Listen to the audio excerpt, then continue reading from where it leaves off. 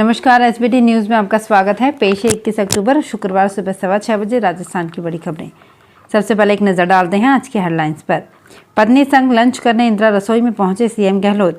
राजस्थान में बीजेपी 100 नए media panelist तैनात करेगी। राजस्थान में होगी कांग्रेस अध्यक्ष मल्लिकार्जुन खड़गे की पहली जनसभा। राजस्थान में मंत्री विधायकों की पसंद के अफसर बनेंगे कलेक्टर। मूंग, उड़द और सोयाबीन को एमएसपी पर खरीदेगी राजस्थान सरकार। और जयपुर आने के लिए कटेगी जेब। त्योहारी सीजन में हवाई सफर हुआ 2 से 3 गुना महंगा। और अब खबरें विस्तार से। जयपुर में मुख्यमंत्री अशोक गहलोत ने अपनी पत्नी सुनीता गहलोत संग इंदिरा रसोई में लंच किया। इस दौरान उन्होंने वहां न केवल आधे घंटे बैठकर भरपेट खाना खाया, बल्कि वहां की व्यवस्थाएं भी देखकर खुश हुए। इस दौरान उन्होंने वहां मौजूद दूसरे लोगों जो खाना खा रहे थे उनसे रसोई और वहां के भोजन के बारे में फीडबैक भी लिया। गहलोत संग इस दौरान मुख्य सचेतक डॉक्टर महेश जोशी, उप मुख्य सचेतक महेंद्र चौधरी और मेयर मुनेश गुर्जर ने भी खाना खाया। जयपुर के जलमहल स्थित इंदिरा रसोई में पहुंचे गहलोत ने वहां बैठकर भरपेट खाना खाया। इस दौरान उनकी थाली चपाती के साथ दाल, मंगोड़ी की सब्जी, सलाद और चावल परोसे गए। भारतीय जनता पार्टी पूरे राजस्थान में अपनी बात लोगों तक पहुंचाने के लिए नए मीडिया पैनलिस्ट तैयार कर रही है। ये पैनलिस्ट अब प्रदेश के साथ साथ जिला स्तर पर भी पार्टी के प्रवक्ताओं के रूप में काम करेंगे। अब तक बीजेपी के पास अपनी बात रखने के लिए प्रदेश स्तर पर इस तरह के पैनलिस्ट हुआ करते थे। यहीं से जिलों को जो सूचना या मैसेज जाते थे उन्हीं को जिला स्तर पर मीडिया कोऑर्डिनेटर या कोऑर्डिनेटर सामने रखा करते थे। अब बीजेपी लगभग 100 नए मीडिया पैनलिस्ट पूरे प्रदेश में नियुक्त करने जा रही है। इसके लिए गूगल पर ऑनलाइन फॉर्मेट भी तैयार करवाया गया है। इसे भरकर सबमिट करना होगा। आखिरी तारीख 22 अक्टूबर तय की गई है। मल्लिकार्जुन खड़गे कांग्रेस अध्यक्ष बन गए हैं। अब उनकी जनसभाओं की तैयारियां शुरू हो गई है। आदिवासी समाज से आने वाले मल्लिकार्जुन खड़गे की राजस्थान में पहली जनसभा होगी। राजस्थान में कांग्रेस सत्ता में भी है। ऐसे में दक्षिण राजस्थान के आदिवासी बहुल इलाके में कांग्रेस जनसभा के लिए सबसे सही जगह मान रही है, ताकि यहां से गुजरात चुनाव में भी आदिवासी वोटों को साधा जा सके। इसके लिए बांसवाड़ा या डूंगरपुर में खड़गे की पहली जनसभा हो सकती है, जिससे राजस्थान में मेवाड़ इलाके की 28 विधानसभा सीटों के साथ साथ अन्य गुजरात के कई विधानसभा क्षेत्र में प्रभाव डाला जा सके। राजस्थान में ब्यूरोक्रेसी में जल्द ही प्रमोटी आईएएस अफसरों को जिलों की कमान सौंपी जा सकती है।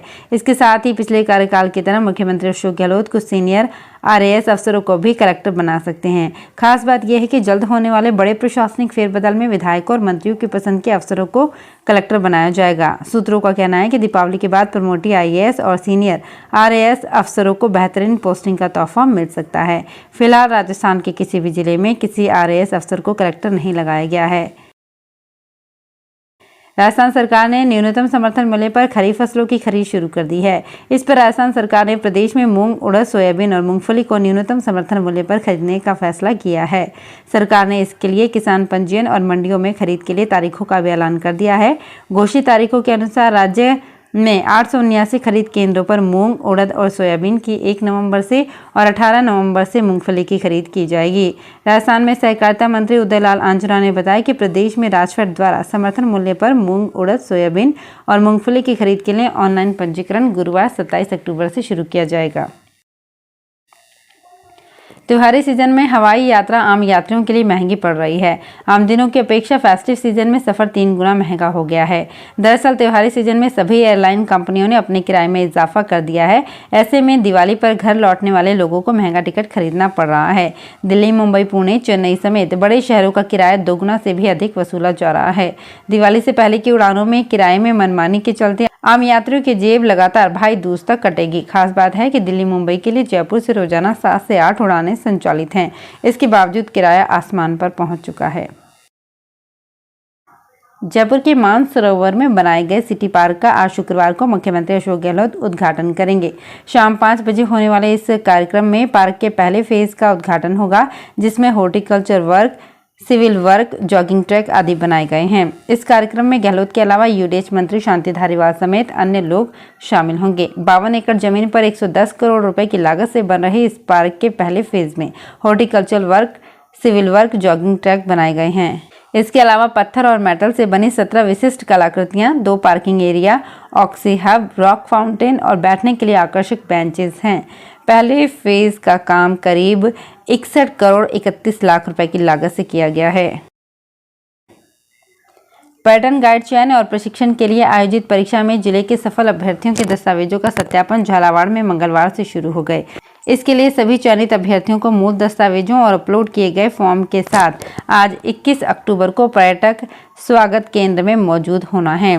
पर्यटन विभाग के सहायक निदेशक सिराज कुरैशी ने बताया कि गाइड चयन और प्रशिक्षण पाठ्यक्रम 2022 में प्रवेश के लिए झालावाड़ में अगस्त महीने में लिखित परीक्षा आयोजित हुई थी। इसमें परीक्षा में सफल रहे 51 चयनित गाइड की सूची झालावाड़ को मिली है।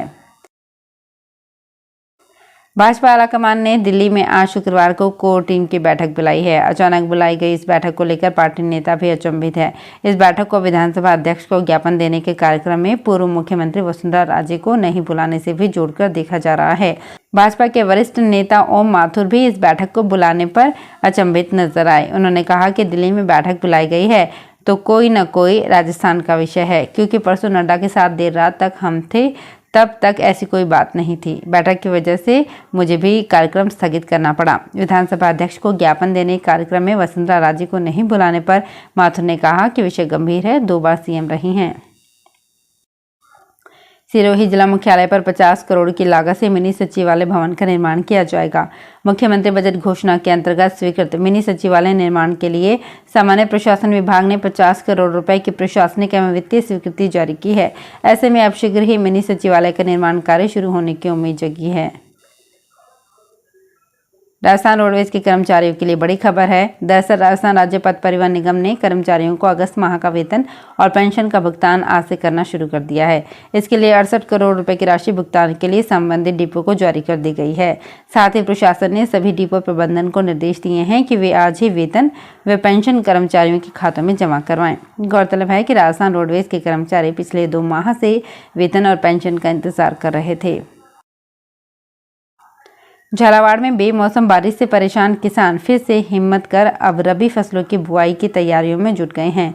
खेतों को सुव्यवस्थित करने के साथ ही कुछ जगहों पर बुआई भी शुरू कर दी गई है। कृषि विभाग के अनुसार इस वर्ष जिले में 3.5 लाख हेक्टेयर में रबी की उपज लहलहाएगी। इसमें सर्वाधिक रकबा गेहूं और सरसों का रहेगा। जिले में इस बार अच्छी बारिश होने से रबी सीजन में करीब 30,000 हेक्टेयर में अधिक बुआई होने का लक्ष्य कृषि विभाग ने निर्धारित किया है। खरीफ में प्राकृतिक प्रकोप की मार झेल चुके किसानों को अब रबी सीजन से अच्छे उत्पादन की उम्मीद है।